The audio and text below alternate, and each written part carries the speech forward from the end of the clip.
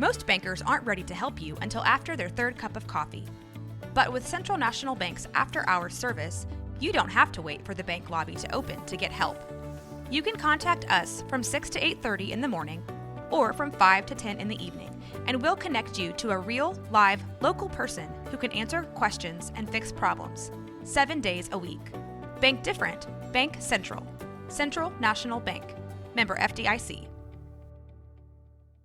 With threats to our nation waiting around every corner, adaptability is more important than ever. When conditions change without notice, quick strategic thinking is crucial. And with obstacles consistently impending, determination is essential in overcoming them. It's this willingness, decisiveness, and resilience that sets Marines apart. With our fighting spirit, we don't just fight battles, we win them. Marines are the constant our nation counts on to fight the unknown. And through adaptable problem solving, we do just that. Learn more at marines.com.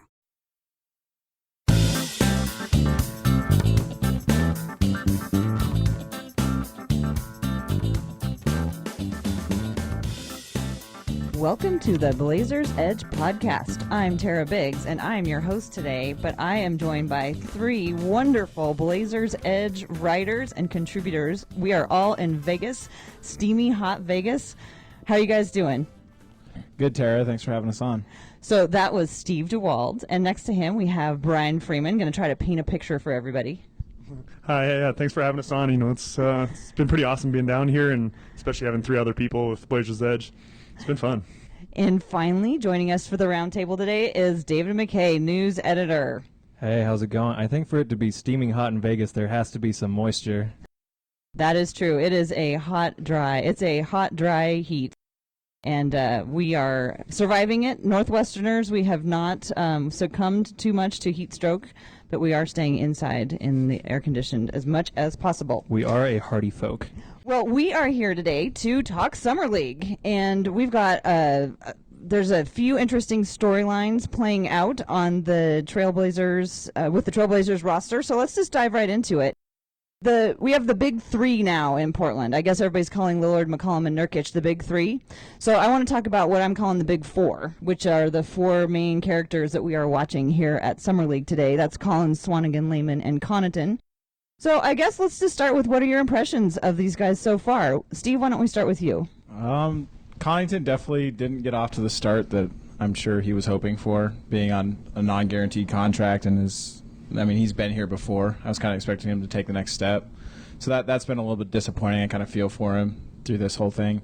I think Jake Layman's looked confident. I mean, his shot wasn't going in yesterday, but I don't think he's hesitating, which that's been good to see. Collins needs to add weight. He's struggled, plain and simple, and Swanigan's just fun to watch. I mean, it's almost like that Nurkic effect of where, you know, he's a bull in a china shop. I mean, he kind of clears space and he's very intense, and it's a joy to watch. I mean, I love those type of players. How about you, Brian?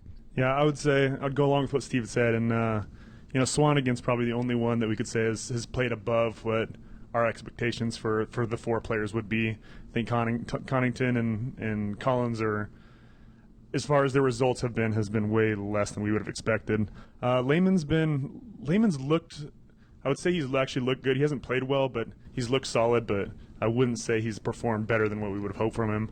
And Swanigan's just lovable beast that just plays as hard as he can all the time, and makes stupid fouls, but just hustle foul. Man, Portland's just going to love him. David? Yeah, no, I think Layman's doing pretty well, especially in Game 1. Maybe not necessarily Game 2. He kind of tailed off a bit. But I was talking to John McCullough, who's one of the assistant coaches. He said he's been working with him. He's been in the gym constantly. Layman's put in a lot of work this summer. So I was excited to see that he looks confident out there. Caleb, as these guys said, is just fantastic. He's fun. I don't know how well that'll translate in the regular season. He's kind of a positionless big. But at Summer League, his game is designed to be entertaining. Looking then at Connaughton and Collins, they've certainly underwhelmed. That said, Collins has looked good on defense. He's looked pretty solid there. He can't find his shot. I think he's 4 of 20 in the first 2 games, shooting a blistering 20% in the Vegas Heat. When you guys first came down here, what were sort of the things that you were expecting to see when you came here? What were you wanting to see out of these rookies? I mean, with Collins, I wanted to see if he could potentially guard a power forward at the next level. If he was going to be able to play in a lineup next to Nurkic, and so far, really, his lateral quickness I think is there, but there's other things that aren't quite there yet that David kind of touched on as far as his offense goes. With Swanigan, I just wanted to see what he looked like. Like David touched on it already too, was his game is tailored to look good in Summer League, and so far that's held true. Before you answer, Brian, in your article from today, you talked really specifically about some really specific physical traits that you're seeing in the players. So can you talk a little bit about whether or not you are specifically looking to see Caleb Swanigan and Zach Collins play in the way that you've been seeing them play?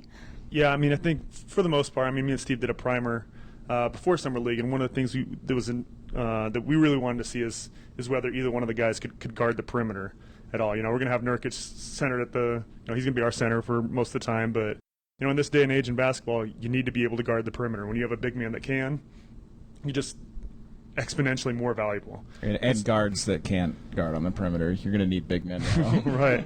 Right. When you start Dame and CJ as your guards, having bigs being able to cover out there matters, and it matters a ton. And you sat next to me at enough games to know that my next question is specifically, what does that look like? What is someone's body doing? Where are their arms? How are they based next to the person that they're supposed to be guarding? What does good perimeter defense look like, especially considering this is the Summer League and we're just getting started? Well, the most important thing is you got to be able to contain them. You got to be able to keep them in front. That's the biggest challenge that faces a lot of big men when you have these quick guards that can put up a pump fake, change directions. Big men are turning around sometimes trying to see them. If you can stay low, if you can stay parallel with the guard's body, that's huge. And especially someone who's long like Collins is. Even as long as he can just kind of stay parallel with them, and as soon as they make an attempt to try to get to the basket, his length can bother their shot. So his job at that point is just to kind of keep him in front. And so when they make that attempt at the basket, his length can discourage an easier basket. I think it's important to mention, too, that it's not just against Summer League competition that both these guys displayed it against. I mean, they were doing against Jason Tatum yesterday, who projects to be a player next year that's probably going to play in Boston's rotation, and Jaylen Brown, who I don't think really belongs at Summer League after – he's looked really good. He kind of looks at that cut above players that are here. So it was nice to see those guys be able to do that against that level of competition. Yeah, that was something that was a little bit surprising, but in a good way with Swanigan, was he was able to kind of come out and guard the three, which I think was a question mark coming in, was if he was going to be able to successfully hold players closer to the perimeter and coming out away from the basket. And like you said, he looked great. Like, he was doing just fine. And one thing about his defense that's still kind of a question. The times that we've seen him on the perimeter, he gets the time to face up, and he gets low, gets in his stance, and at that point, when he's in that position, he's ready to go, and he's he can handle the contact, he can move laterally well. But I still haven't seen him out on a closeout, starting in the post and having to run out of guard, chase the guard, and be able to stop and change direction when he's not completely in a stance yet. That matters a ton as far as helping and recovering. And we actually haven't. I don't know if we've seen one or more than one play, maybe even one play where they were in that situation where we had to close out on a guard or a quicker forward. So we're still going to keep eyes on that and see how they respond in those kind of situations. But as far as just the one-on-one matchups go, they've both impressed. When we were watching the game yesterday against the Celtics, I kept thinking it looks so crowded.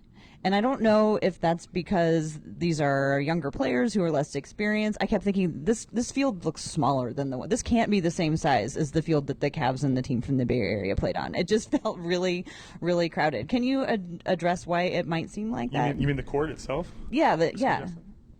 I think some of it comes down to when Portland's outside shots aren't going down. I think that court collapses on itself. So you're seeing a lot of big bodies all really tight together. But yeah, I mean, you're in a college stadium too. I think some of that kind of makes it feel a little smaller, makes it feel almost like you're back in high school or something. So yeah, and then Since it's summer league competition, this isn't NBA basketball. When things start to break down, it can look a little bit like an indoor soccer match with kids. You know how they kind of cluster just a little bit. But, for the most part, I think they've done a good job of executing, or at least trying to run what the coaches want them to. But understanding that, it's just not going to look the same because, the spacing and the sets, it's just they're not all professional players yet, or, the ones who have been or will be. We've been kind of dancing around the issue, which is that we've actually been watching a lot of defense. We've all, said some complimentary things about all of these players and how they've handled, or at least especially our newest guys. We've talked about how they've been able to do some of the things that we were hoping that they were going to be able to do, their spacing, their activity, and their hands. There's been some good defense, basically, which is not a typical conversation that we've had a lot over the last couple of years, let's face it. And, what's interesting to me about what we've been seeing is the Blazers have really been struggling on offense this weekend. They're only averaging 68 points per game. So right now at this point, when we're talking on Monday morning, all the teams have played twice. So the Blazers are averaging only 68 points per game. That's the second lowest amongst all of the teams. So we're second to last in scoring right now at 68 points per game. But as of this moment, guess who is right on top in terms of opponents' points per game? Yes, that is your Portland Trailblazers are allowing the fewest opponents' points at 68.5. Granted, it's a small sample, but they have been really having a hard time shooting. Anyway, is this defensive, what we're seeing on defense, is this fool's gold? In part. I mean, this is summer league competition, so they're not trying to hold and retain elite shooters. So part of why I think that their scoring totals have been low and their points allowed has also been low is that it's just really ugly basketball a lot of the time. And one of the things I've been complaining about for the past several hours and yesterday is that I think we had 54 fouls yesterday, which in a 40-minute game, my goodness, that's more than a foul a minute by a wide margin, and it's hard to watch. It really is. So when you take guys who are struggling even from the free throw line, and you slow the game down, and you're trying to, no one can make a layup. Everyone's fouling before they even get there, getting hit on the elbow and stuff like that. It's just, I don't know how much of it can be attributed to defense. We've seen some good stuff from our high draft picks, but for the most part, I look at it and I just think, man, this is rough basketball. Yeah, and another thing to think about is a lot of people, when they think about summer league, they think about these are a lot of fringe NBA players, guys that maybe he can make it. Most of these rosters, especially when you get out of the top maybe 2, 3, 4 guys, I mean, you're talking about fringe D League players. I mean, there's, I would say, maybe 10 people that we've seen that have been out of college for more than 2 years in any of the rosters. And so you're not getting these NBA ready borderline type of guys. You're getting guys that may get in the D League. This is a whole level behind that fringe NBA talent level. There's still things I think you can take from some of this play, though. But there's definitely guys who are at that next level. Like you watch a team like Memphis who has Wayne Selden here, who's obviously a cut above of some of these guys. That guy's an NBA rotational player. And I think the Blazers did play well against some of those guys at times yesterday against the Celtics. I already touched on Tatum and Brown. Brown had an amazing dunk against the Blazers, but that wasn't against a guy who's going to make the roster. But, I mean, Swanigan was able to stay in front of both of them. Collins was in the right position most of the time, which that is encouraging. As far as Portland's offensive deficiencies, I don't think Portland came down here with a true point guard. I think RJ Hunter is a nice player, but in my eyes, he's a two guard. He's best when he's looking for his own shot, not for others. And something I'm hoping to see in the next few games is guys like Nick Johnson or even Jorge Gutierrez play a little more, because I think they're more oriented to get the big guys the ball a little better. Yeah, absolutely. Gutierrez has actually looked really solid. I think he's 28. He last played in Turkey or something. But his facilitation is, it's a relatively high level for summer league play. But you look at these guys, and you're not going to rack up assists if no one can finish. That was actually a perfect segue into my next question, which was going to be about other players who you want to remark on. Gutierrez, I think, has really shown himself really well. When he comes in, the team does seem to play more of a set offense. I was thinking before I came down, people were like, "Oh, they didn't get him a real point guard. It's going to be a bummer." And I think that actually they planned on that because they wanted our new people to focus on defense. And if they had like a fantastic point guard who is always serving them the perfect ball and stuff, they would be worried about scoring and trying to score and get their points. So I think it was a conspiracy to send them down to Las Vegas with someone, without a focus on a heavy guard, ball handling guards who are going to create a lot of things. But yeah, so can I hear some more about other players that maybe anybody has noticed? Brian, have you noticed any other players? I think I was really interested to see some of Jordan Adams. That was a guy that David and Steven have been pumping up pretty much since the rosters came out, but we haven't got to see him. I'm not sure if it's by injury or what the deal is. Markel Brown actually looked really good in the beginning of yesterday. He went down with that shoulder injury, but he was kind of the only guy offensively that looked like he could really get anything going for the first couple quarters. Spectacular athlete. I don't know but pretty much down the line, you're probably not getting any legit NBA players out of our top four. I mean, none of those guys are going to make a roster, in my opinion. Yeah. But they're just, some of them are fun players that can help in summer league, but. Yeah, I was particularly excited to see Adams, and I imagine we still will, just because in Summer League, the coaches tend to stagger the lineups. You got 13 guys, 40 minutes, and... Do you know, is he injured? I don't think so. I haven't seen anything from the Blazers, so I imagine he's okay. I mean, I'll double-check again later, but I think it's just going to be one of those things where, like, some of the guys get DMPs. He happened to get a couple in the first two games. Maybe he'll play in the next one. I bet he'll be out there in the tournament. And again, I need to check because it could be that the Blazers have said he's not going to play or maybe has a concussion, but at that point it's just speculation. I think we'll see him out there. And like you said, Markel looked good. It's too bad that he's out now because, he ran into that pick pretty hard and messed up his shoulder. But I think once you get a little bit further down the roster, you're just getting warm bodies. Like, is it Josh Scott? It's Scott. Yeah. I think it's Josh Scott. He was really on the receiving end of a hammer from Jalen the other day, so... We'll see if his career recovers. Well, speaking of guys named Markel, how about other players around on other teams? Because we're not down here just watching Blazers. I'm sure everybody's taken in a couple of other games as well. So how about some of the other things that you've seen from other teams? So first off, I think the first game the Blazers played the Jazz, and Donovan Mitchell, the rookie out of Louisville, looked great. He looked like a guy who's going to play meaningful minutes in the NBA next year and push into a good rotation in Utah. And he kind of get to anywhere he wants to on the court. He has the length to keep guards in front of him. I mean, he was a stifling presence out there on defense. And then yesterday, Dennis Smith Jr. was awesome for Dallas. The Jazz is the other team that has scored is the only team that scored less than us, by the way. Yeah, Dennis Smith Jr. I think I feel pretty confident about saying that's the best player that I've seen at the Summer League. He's looked amazing. He played great against us. You have probably roughly 8, 9, 10 guys that really, really are a lot better than everybody else. Lonzo looked good. As he said, Mitchell and Smith looked good. I thought Tatum looked really good. Jaylen Brown maybe even looked a little bit better. Has anyone watched Sacramento yet? Yes, that's what I was about to say. I would lobby to put De'Aaron Fox in that conversation because he looked fantastic. He had one, I think it was against Phoenix the night I got here, where he finished so high off the glass, he just ran in, scooped it. I think it was left-handed. And is he left-handed?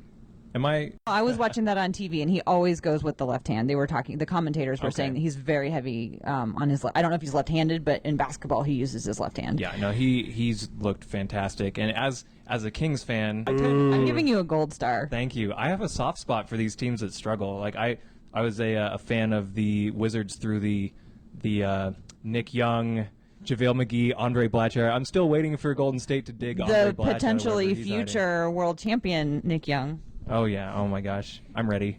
But, at any rate, I'm really excited for Sacramento this year, and I think De'Aaron looks great. Yeah, I watched that Sacramento game from home before I came down here, and they are going to be fun to watch. There's going to be, rookie moments, but De'Aaron Fox, he is so fast and just so aware of everything that's going on the court. He's going to be fun, and there are other. I don't think Harry Giles is he playing yet? No, he's still injured. So the other guy whose name starts with a J, because like half of the rookies' names started with a J. Justin Jackson. He was. You were talking about him, Steve. Yeah. Yeah, Justin Jackson had a really nice first game. I guess so there's two gyms at Summer League, and Cox is the Cox Pavilion is a smaller one, and it was overloaded yesterday, so we weren't able to get in there to see the Kings game.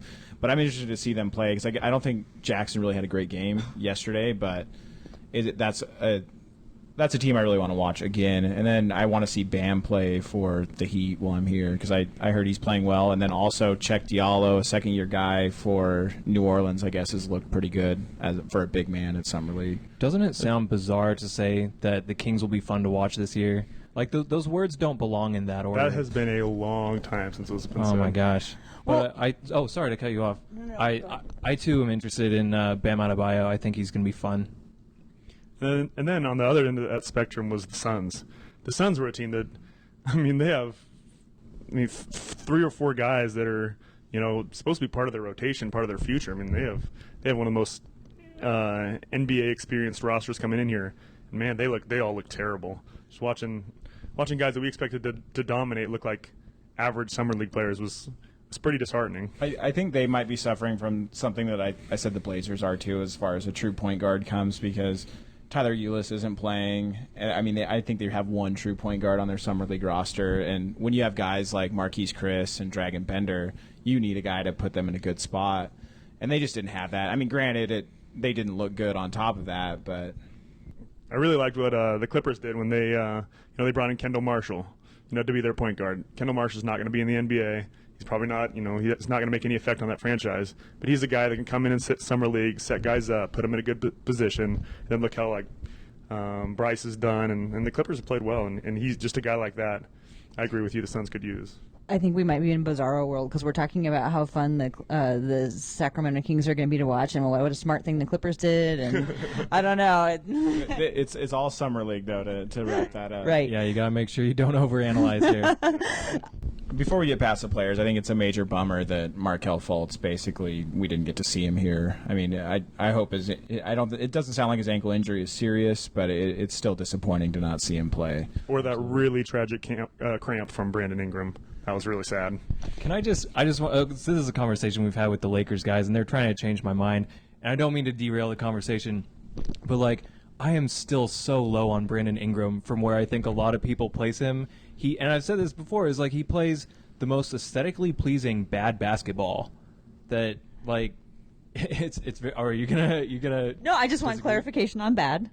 Okay, well, maybe not bad basketball. It's poorly executed, but it's very fluid. So you'll look and be like, man, that was a beautiful miss, or he gave that up and it looked great. And so it's one of those things where you look at him and you're like, he has all the physical tools aside from being 90 pounds to succeed. He has length. But I don't know. I see him as being a low-level starter, rotation player, career long. But in 5 years, someone will bring this up and maybe yell at me. Well, no, whatever you think that how his play is and what his future is like. When I look at when I look at Zach Collins and his body and his physical makeup, I think about the way that even though Brandon Ingram's is still very, very slight.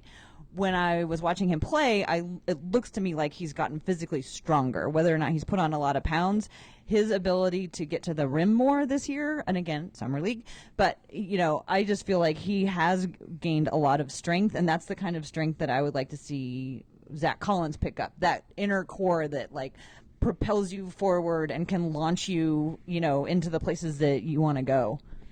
And, some people just bloom physically later than other people. And when you look at Zach Collins, if he was 6 foot, he could pass for a 16-year-old, just in the way his body is and his face, and So he's going to be able to put on muscle by lifting, but just getting older in itself will solve some of those problems. You kind of get that man strength. And there are a lot of people that at 16, 17, 18, they have that. I mean, they look like men and their bodies are filled out. Zach Collins doesn't have that. Not everybody. I have a question for you, Brian, and everybody else, who wants to jump in too. But when I'm thinking about Summer League, so when Caleb Swanigan was interviewed right before Summer League, and he was asked what he wanted to accomplish at Summer League, he said he just wants to win the whole thing. So, which is great. You want your players to want to win things. But tournaments like this are really meant for player development, right? I mean, it's not so much about wins and losses as it is teaching the players how to do the things they're supposed to do. So my question is, what do teams do in these types of situations to help players balance their natural competitive nature with their need to work on specific aspects of the game? Like, we're asking you to go in and work on these specific things. Winning is not necessarily our objective. Like, does that mess with the player's head, or is it? It's funny because kind of in this day and age with the way the draft works, that happens in the regular season too. Where winning is not the most important thing. And so it's just, I think it's a lot of the same guidelines. You tell them, we want to do this, and this is our strategy for the game. We want to work on this and that. But at the end of the day, every player, the coach, they want to win the game. The players should be playing like they want to win the game. Of course, under the infrastructure that the coach has set up, but the goal is to win. How about when you do something directly, like the coaches are trying to work with you to do this one thing, and you keep not doing that one thing because you want to make the play that you're used to doing, and you can get the points. Well, once again, I think that happens in regular season as well, where you're telling your star, you pass it here or whatever, and they keep going one-on-one because they think that's the more efficient shot. And basketball always needs to be played under the guidelines of what the team has planned for that game or for that system. And you try to win within the confines of what you've. That's one of the things I really like to see from the Blazers so far is that they've all been really vocal on the court and trying to do what the coaches say. And talking to some other guys that are watching these games, it's interesting because Josh Jackson out in Phoenix, I've heard that he's waving off some of his teammates asking him to do stuff. And we don't see any of that with the Blazers. They're all working really hard, and they're watching film between games. And I think from a developmental standpoint, they're right where they need to be in terms of mindset. That's a bad sign if you got rookies waving off people in summer league. That'd be an issue right away. But as you said, I think you can see, especially Swanigan. He's talking with people, and they're figuring out problems as they go. And the goal is to win. That's where their head's at. But as you said, it's doing it within the confines of what the game plan was. The goal is to do what your coach said and win. Exactly. That's the plan.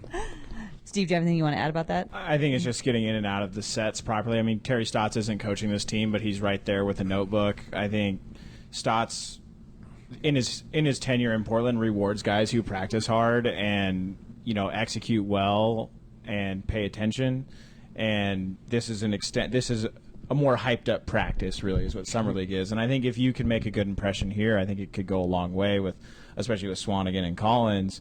And I mean, even a guy like Jake Layman, and hopefully Pat Connaughton recovers, this could, they could weasel their way into some meaningful minutes early on in the season. Yeah, and that's another thing is they haven't really been practicing that long. When you look at most games that we watch and all regular season games, they get months of practice and months of organization. These are guys that have not played together. They've only had a few practices and a couple weeks to do.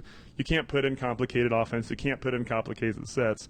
So their game structure is very flexible. You're not looking at the ball needs to go here, then here, and you got to cut and make this read. It's kind of more general, let's try to do this kind of stuff. They've actually ran some systems, and me and Steve, me and you were talking about that, right? We watched the system, and I looked over you and said, I absolutely have no idea what the point of that was. There's confusion, but they just haven't had time, and that's normal. Yeah. I mean, you're working in broad strokes here for sure, but you also want to show that you're coachable too. And I think when it gets back to watching film and being focused and working with your teammates, that's all signs of being a coachable player, which is huge for these young guys if they want to play. I've noticed with Swanigan that he has kind of he's different than Blazers that we're used to. He has no patience if things aren't going the way. I mean, not in a bad way, but he's so engaged every time out. His whole body is focused on what the coach is saying. He's turned towards the coach. He's looking at him in the eye. He's really, really super engaged. I've really noticed that. David, I have a question for you to move over onto the next topic.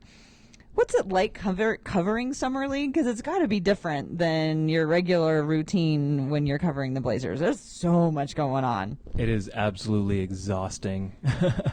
You look amazing for somebody who's probably been awake for 3 days. I'll just put that out. Thank you. It feels like 10.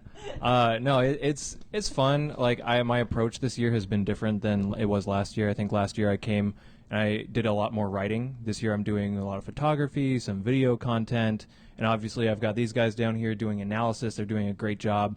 But like it's fun. You mosey over to the arena and like enjoy the air conditioning of the media room, and then head out to the game, and you're sitting baseline and trying to make sure you're running social media and getting everything you need in terms of pictures for the articles. And talking to the players is a little bit different than at practice, because at practice, like back in Portland, or excuse me, Tualatin, where the facility is, they'll finish up and they're there to talk to you. It's part of their job, and you're just like, hey, how's it going? What's it's a little more low key, and you can get good information, but like, they're tired, man. They just finished playing. Like, I know Caleb the other day had to go sign autographs, so I didn't want to fault him too bad for giving the same answer to every question. He's like, I just played hard. Just played hard. Just played hard. Oh, that sounds familiar. Yeah, so it's nice. Jim Moran, the head coach this year, he's a great interview. He's very open. Zach has been... so it's not that he's a bad interview. I'd like to see him be a little less hard on himself. And I don't mean that in his standpoint that, like, obviously you want guys to self-critique, which is great. It's a good trait. But, like, he's almost, like, down on himself. And I feel like, come on, man. Like, this is Summer League. Just get after it. And he'll turn things around, I'm sure. This 20% shooting won't hold up, and hopefully he'll look a little bit better. But in terms of coverage, like... it's great. I like coming out here. I'm busy most all day long. Like, this was going to be my my off day, and it filled up real quick. So it's a great time, and I really enjoy it if I can keep my eyes open.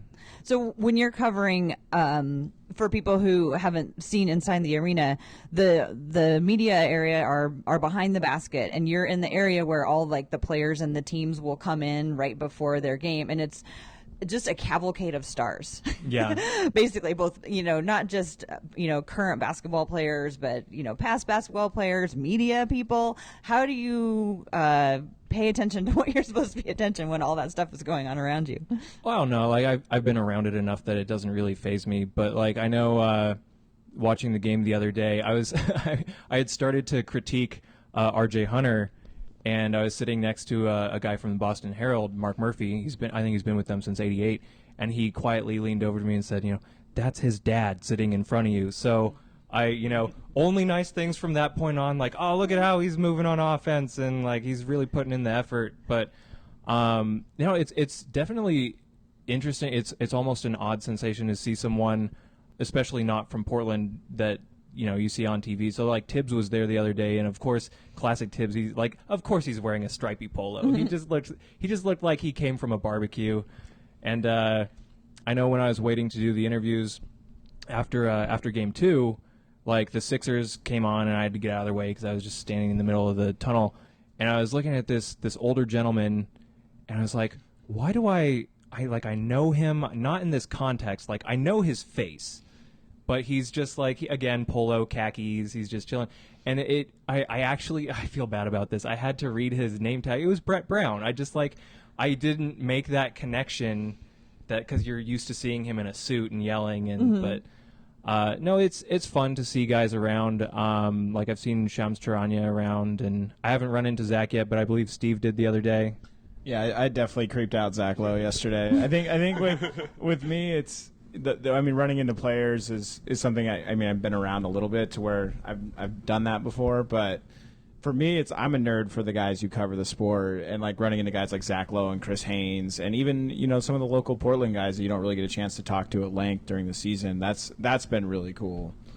I saw somebody get a selfie with Woj yesterday. That was pretty funny.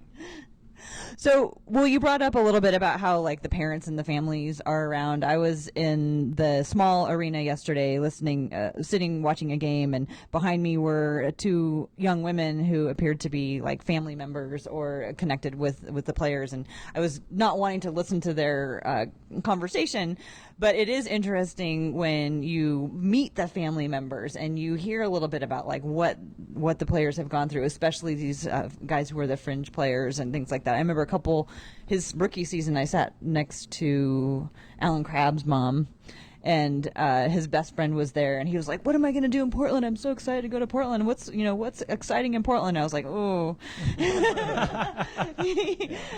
you guys are going to have a great time." I mean, to circle back real quick to something that David said about Zach Collins about being hard on himself, is I think Zach Collins is in this weird situation here where he's from Vegas, and nobody here, I would say, has more family and people he's closely connected with that are here watching him. And so when he goes out and struggles, I think he has a little bit more pressure than some of these other guys do, just by the people who are here. And again, with him being hard on himself, and this is something that even goes with his body filling out, it's like you have to remember the kid's 19. Like, when I was 19, I was not nearly as good a speaker as he is. I probably am not now. Like, I don't know. This is no pressure. We're just sitting in a room here chatting on microphones. We don't have media in our faces with cameras. But the mindset will come, the muscles will come. Hopefully, he's just, you got to remember, like, he's a kid. I was sitting next to Marisa, who's one of the moderators for Blazers Edge, and we were just like, he just needs a nap and a nice glass of water and maybe a snack, because he's so tired. And when he's in this completely different and new atmosphere, and like you said, so young, and sometimes like you just need a snack, you just need like some pudding, and this is why we call you Team Mom. Right, absolutely. Exactly. So but fitting. It's just one of those things, like when you are around young people like that, they're tired, they're hungry, they're cranky, they're down on themselves, and they're just like, they can't see the light at the end of the tunnel, and it's like, just take a step back, you're going to be good. Maybe I'll put a Capri Sun in my camera bag for next time. That is an excellent idea. Some string him. Cheese. Yeah. Very handy like snack. Pixie Sticks, get that energy back up. Well, I think I want to go ahead and start wrapping it up. But what I'd like to end on today is to talk about some of the things that we see, that you can see in person at Summer League that you don't see watching it on TV. For me, an example is being up close to the games, is seeing the quickness of the players and whether or not it's they're putting their whole body into the act of guarding someone, or if they're just making the lazy. It's a lot easier to see when you're up close. Not that anyone's lazy, but and then also, like I was saying before, watching them, how their body language in the huddles and stuff like that. So what are some of the other things that you've noticed being present that you don't get from not being, or from watching on TV? One thing that I thought was pretty cool is when we were at Cox, and as we said, Cox Arena is small. It's like a high school gym, basically. And so in the first game we were there when they played the Jazz, there wasn't a lot of people there either. So you could hear on-court conversations. Like, you could hear players discussing things and talking about, their situations and stuff. It's like basically like the players were mic'd up a little bit. And so it was kind of cool when you'd see something, and then you'd see one of the guards come tell somebody else and kind of, hey, on this situation you should be doing this, and when it goes along with what you see, it's just kind of cool to see some of the older guys. I remember saw Nick Johnson say something to who's the UConn player. What was his name? Oh, he played with Shabazz. Yeah. I can't think of his name Devontae right now. Warm body Daniels. number 4. Daniels. Yeah. Warm Yeah. body number 4. Yeah, he's came up and pulled Daniels aside and told him, just explain in this situation you need to be here and here, and he was right. It was just it's cool to kind of see some of the teaching that goes on from player to player and their interaction and how they solve little in-game problems, and that's just kind of cool to get some to get an ear on some of that stuff. Yeah, they're very vocal out there. You can hear when they're doing like an inbound play. I know Zach Collins was yelling, watch the double, and when someone's guarding up toward half court, he's saying, you're alone, we're back here, letting them know that there's no help coming or anything like that. So it's great to really I don't want to say like see their thought process, because I'm not actually in their head, but to really realize that even though they don't have specific sets that are as complicated as you would see during the regular season, they're all trying to make sure that everyone knows where they are, what they're doing, what their role is in a given situation. Yeah, this is really the first opportunity they have to communicate as a team, and watching how they communicate, if it's through pointing, as everybody knows I love, or through talking, or both. It's nice to see them get used to that. How about you, Steve? Some things you've seen here? On the court, I think it's anytime you get the chance to be this close is how physical play is in the paint. I think when you're up higher on the stands or something watching on TV, I don't think you realize that how physical it is in the paint. I mean, Brian obviously knows from playing overseas, but it's something that's a little jarring sometimes, like, because I'll find myself like oohing and ahhing, but it's just like that's a normal play, like that's a screen, but you can hear it, you can almost feel it. And then just also like being that close and around the bench is like a guy like Alan Crabb was there on the first day, and watching him interact with some of the guys that he's played with Pat, like he was talking to Pat a lot, he was talking to Jake Lehman a lot. And it's cool to see him interact with also the coaching staff and how invested these guys are in the young guys. I mean, Myers Leonard was in attendance the first day too, and it's cool to see how it all works kind of behind the scenes from what we can see. Circling back to that physicality for a moment, like it's crazy to see. Like you saw, Markel Brown, like he got hurt on a screen. You can hear that thud, you can hear the slap of the floor, and like feel the impact. And like even last year, I think I told you guys about this earlier this week. But like a San Antonio player dove past the stanchion and hit the table I was sitting at, and I thought I was going to die. Like it knocked over a monitor. The thing went all diagonal. I was like trying to protect my laptop in that moment where it's like, this is my baby, and make sure it doesn't get hurt. But like it's something else to see, like right up there, how just like they do things that would break my body, and it's just casual. Yeah. Yeah, Bruce Ely almost got taken out. The Blazers photographer, Bruce Ely, twice yesterday. he had bodies flying at him. Did you have something you wanted to add, Steve? I think I've been a little desensitized the last few days by just hanging around with Brian so much. But there's a few guys that still like Santam Singh, who plays for the Mavericks, I believe. He's a 7'3" guy from India, and I mean, you get this close to those players, and I mean, he looks like a Game of Thrones character. Like it's ridiculous how big some of these guys are. Yeah, Brian is tall, and so how tall are you, Brian? About 6'9". Okay, so and I keep using you as my like reference point for like, okay, so Caleb Swanigan is about your height. Yeah, I'm trying to use that as a reference. We determined earlier today that Brian gives great hugs because he's so tall. You can just lean right into him. That was before I got here. He's a popular hug target at the SB Nation house. You're gonna have I'm one of the best on the site. You're gonna have to get a hug before you go, Tara. It's that sturdy base that allowed him to be so good overseas. It's just like you can lean, he doesn't move. So Vonleh and Swanigan are probably pretty good too. I would say on the team, probably Nurkic is probably the best hugger. You think he's of the whole best group. hugger? He's got that Eastern European Let's have this be a teaser for the next time we all get together. Yeah. We'll talk about who's the best hugger on the Trailblazers. This is the hard-hitting coverage you're going to get from us. So let's wrap this up, and I would like to hear from each one of you what you think, if anything, we can take away from Summer League that will and how it will apply to the regular season for the Portland Trailblazers. Who wants to start? I can jump on that if you guys want. I think the biggest thing to take away is that Collins isn't there yet. I don't mean that to be disrespectful, but like you look at him and he's a year or two away, which that's something that Portland's kind of looking at, is trying to make sure that they have the long-term game plan down. But excuse me, for those looking for him to be a strong contributor in year one, they maybe need to be a little bit more patient. I'm sure he'll get minutes, but he's not going to be like a game changer out there right away. He has a lot of filling out to do. He needs probably some personal growth, but again, I'm not in his head. I don't want to project that. But for the most part, these guys, you're going to have to be patient.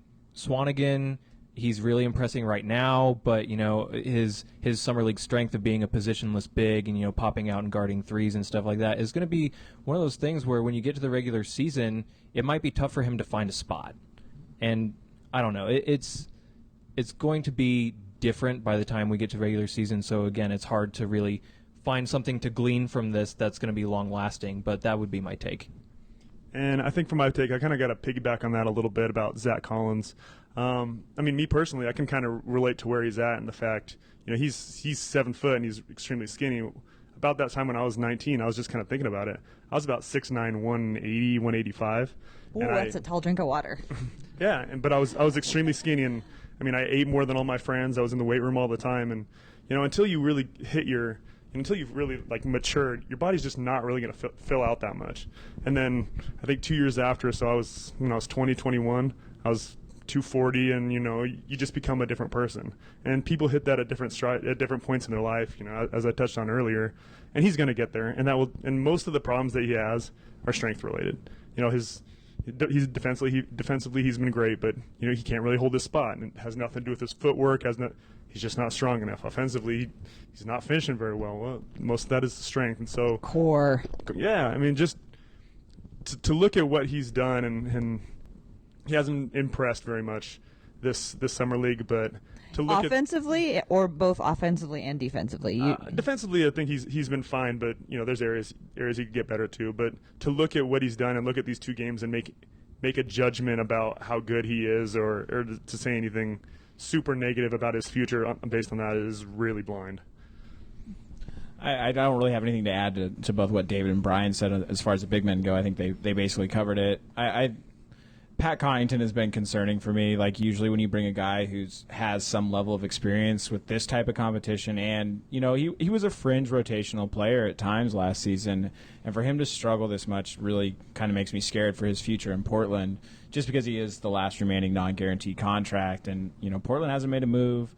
Who knows what they're going to do? I mean, if somebody else comes available for a modest price, I mean, it's looking like it's Pat Connaughton's might be his last little bit of action here with Portland. Yeah, I mean, people talk about, does summer league really matter? This summer league might matter more for Pat Connaughton than anybody else, because I mean, he came in here as a maybe. I don't know if he's even a maybe at this point.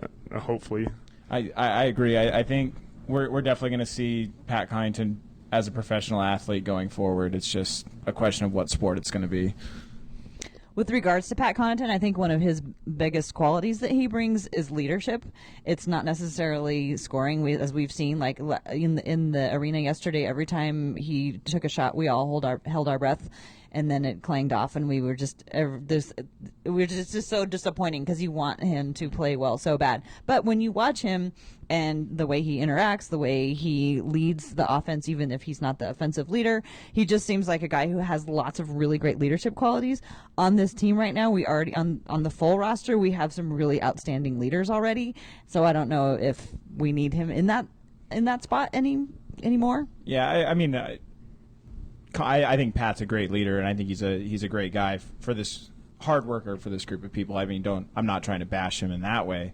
It's just you're not really going to be getting leadership from that end of the roster on the normal roster, and I think you would expect a player of his caliber against some of this competition to be playing a little bit better. Well, you never know. I mean, obviously he's not the most gifted player on the full roster.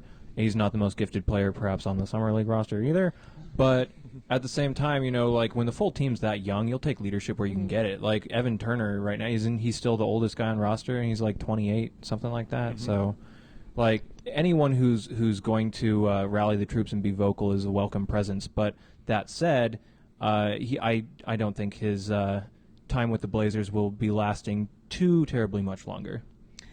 Yeah, my takeaways from Summer League are that Jake Layman remains a mystery. I want to know what's behind those sweet, soulful eyes that he has. He has these incredible eyes, but I just don't know what's going on. Steve was just talking about that earlier. I can't stop talking about it. And getting hugs from Brian Freeman. Been a good weekend. Well, but the other thing is it's really fun to have first-round draft picks. After not having them, I forgot how much fun it is to have first-rounders. I had this fear coming into the draft that maybe we would trade a couple picks and then draft OG Anunoby, which is not necessarily a fear long term, but that we wouldn't have anyone new to watch this year, and then I'd come down here and be like, "So, Jake, what have you been working on?" And Jake might have been working on his hugs. Maybe that's part of the teaser. Maybe he's got those soulful eyes and welcome arms. Who knows? Well, I think the fact remains that we are having a good time watching the players down here, watching players from other teams as well. I want to thank David McKay, Brian Freeman, and Steve DeWald for joining me today on the Blazers Edge podcast. You guys want to real quick say where people can find your work, and then we'll call it a day.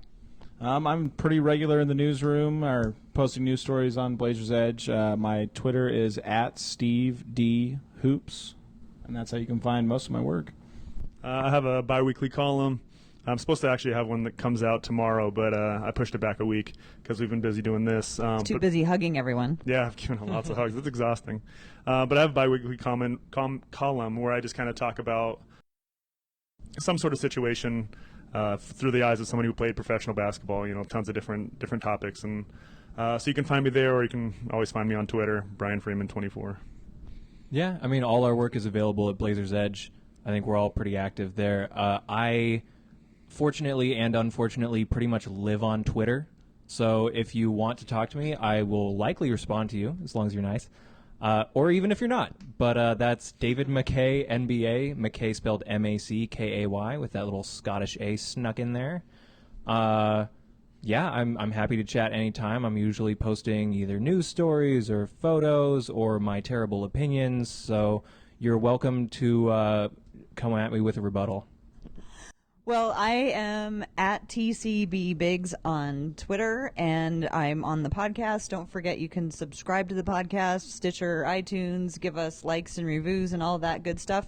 On behalf of these three fabulous roundtable, we're actually sitting in chairs, but on behalf of my three fabulous guests, thank you for joining us today. Thank you, Tara. I appreciate it. Thanks, Tara.